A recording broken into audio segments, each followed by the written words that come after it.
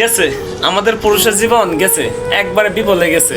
কারণ এই পুরুষ আর পুরুষ নাই। কারণ এখন বউয়ের সাথে শুইতে গেলে এখন চিন্তা ভাবনা করে শুইতে হবে। কারণ কারণ কি হলো, যে কাটিং করে আলা, এই যে কয়দিন আগে এক স্প্রে কাটছে, এই যে কালকে রাত্রে কাটলো শিকার জামাইরা কাটছে, জুনিয়র সাকিব খানরা কাটছে। তো বিশ্বাস কি আছে আমাদের? মানে যারা বিশ্বাস করে আপনি আপনার জীবন পুরাটাই দিয়ে দিবেন, ঠিক আছে, সে আপনার এটা খাইতে লাইব।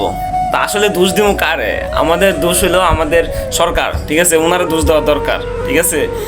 আর উনি আমাদের যে মেয়েদেরকে এত অধিকার দিছে, ঠিক আছে। ওরা এখন পুরুষ, ওরা এখন মেয়ে না ভাই। ওরা এখন প্যান্ট শার্ট পরে রাস্তাঘাটে করে দাঁড়ায় প্রস্তাব করতে পারে না, আর সবটাই করে রাস্তাঘাটে হাজার মানুষের সামনে, এই প্রস্তাব করতে পারে না, সবটাই করে, ঠিক আছে।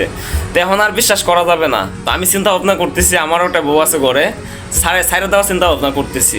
কারণ ভাই আমার রাত্রে শুইতে গেলেও ভয় করে, ঝগড়া লাগলে যদি কাইটেলা ভাই, নিজের প্রতি বিশ্বাস আছে ভাই, এটার অনেক অনেক দাম, এটার অনেক মূল্য ভাই, ঠিক আছে। এই জন্য কইতেছি, এখন থেকে শুইতে গেলে খুব চিন্তা ভাবনা করে ঘুমাইতে হবে। দেখেন কি করবো, কথাগুলো বলতেছি মুখে হাসি নিয়ে আর বুকে কষ্ট নিয়ে বলতেছি। আসলে খুবই খারাপ লাগছে বিষয়টা। আমাদের সরকার নাই, আমাদের সরকার নাই। যদি সরকার থাকতো তাহলে দেশের এই অবস্থা হইতো না, ঠিক আছে।